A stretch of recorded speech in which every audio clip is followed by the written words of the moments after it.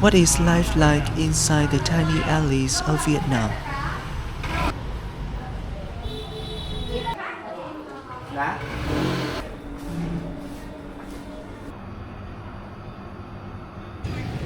Hello, I'm Nam. I'm 32 years old and I live alone in Vietnam. Today is Sunday and I am going to visit my aunt and my cousin. And today, I'm taking the bus.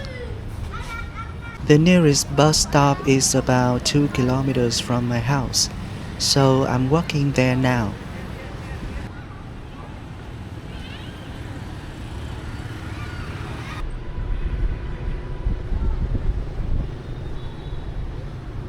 In Vietnam, buses are still one of the most popular forms of public transportation. Students, elderly people, and many others use them every day. You can travel almost anywhere in and around the city by bus. Today, I'm taking bus number 36. After waiting for about 15 minutes, the bus finally arrives.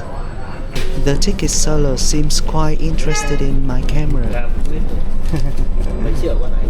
5 triệu.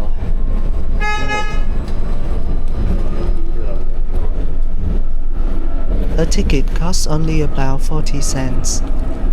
If you use the bus regularly, you can buy a monthly pass, which is much cheaper.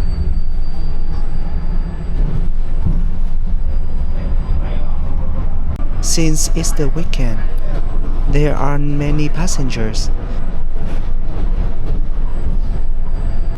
I like sitting at the back so I can see everything outside.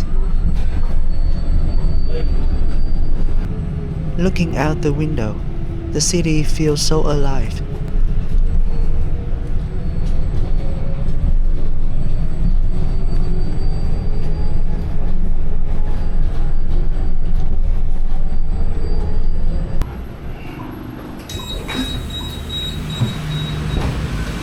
I have arrived at my stop. From here, I need to walk a little farther. In Vietnam, houses facing the main road are much more valuable than those tucked away in small alleys. Most of them are rented out for business, while the alleys are where people actually live.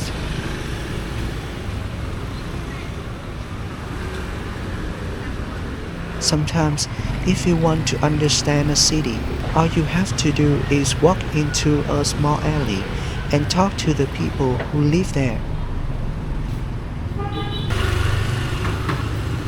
If you have never been here before, it's very easy to get lost. Many of these alleys connect to one another like a maze. Even inside the alleys, you'll find everything people need. Small grocery stores, food stalls, pharmacies, motorbike repair shops, and even schools. Life here feels completely different from the noise and crowds outside. Inside the alley are many side alleys. Some are too narrow that even two motorbikes can barely squeeze past each other. My cousin lives in one of them. The farther you walk, the quieter it becomes. But with that peace and quiet also comes some inconvenience. My cousin's house is at the very end of the tiny side alley. Even in the morning, sunlight barely reaches this place.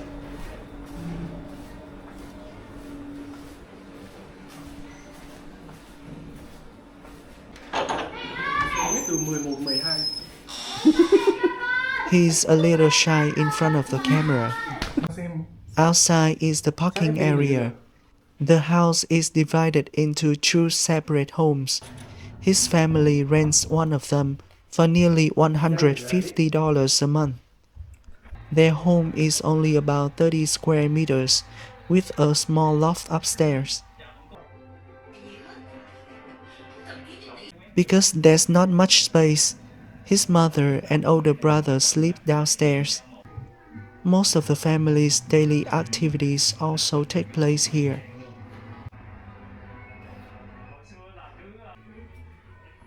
The kitchen is simply but has everything they need.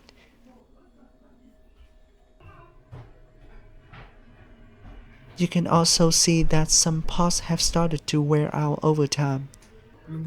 And this is the bathroom.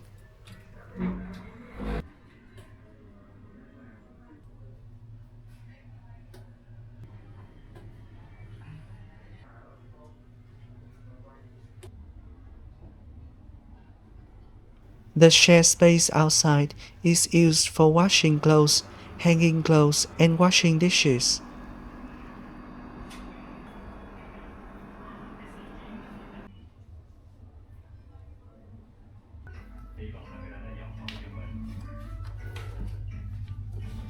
The loft upstairs is my cousin's bedroom. It's very simple, and everything bears the marks of time.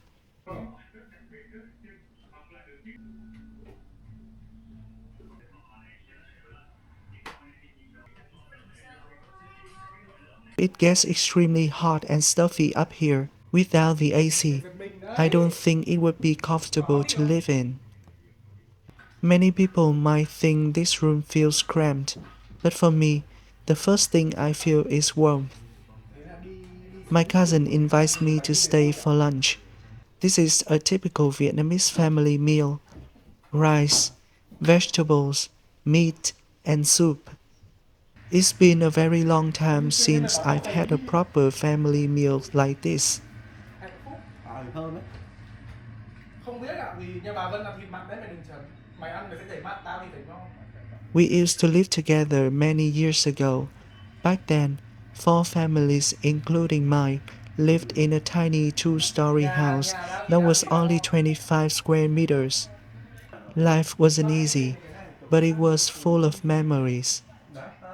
In 2017, the house was demolished and everyone went their separate ways.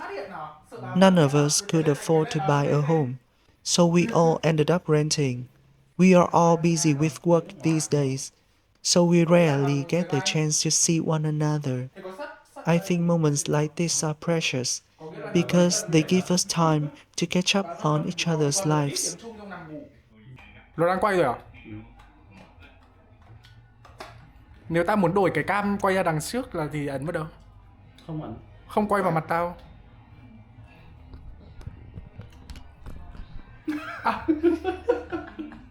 Ngu cả chịu được. Sạc pin đi, sắp hết pin rồi. Quên. Nhắc mình nhớ. Just outside the alley is my aunt's rented house. She's my father's older sister. She runs a small drink stall for people in the neighborhood to earn a little extra income. Even though she's over 60 years old, she still works every day. I think this is a very familiar sight in Vietnam. Many elderly people continue working, not only to earn extra money, but also to feel that they are still useful and needed. You can find small drink stalls like this almost everywhere in Vietnam. They are not just a way to make a living, they are also places where neighbors gather to chat and catch up. In Vietnam, we often joke that if you want to know what's happening in the neighborhood, just ask the drink sellers. Không dạy đấy. Tiền ở đâu ra mà không được tiền đâu, còn phải đi vay đi mượn của người ta đấy. Từ tháng 1 bà. Từ hôm nọ hôm nay không có đặt tiền chưa? Tôi không về từ tháng 7. Vâng. Cho nên để Tháng 7 Vu Lan thế đúng không? tháng 7 đi ăn. This elderly neighbor has heard about my mother's passing and that I now live alone. She becomes very worried about me. She gives me all kinds of advice and reminds me to take good care of myself. This is one of the things I truly love about living in Vietnam. Even though I don't live here, a complete stranger still shows me so much kindness and care. People treat another with such warmth.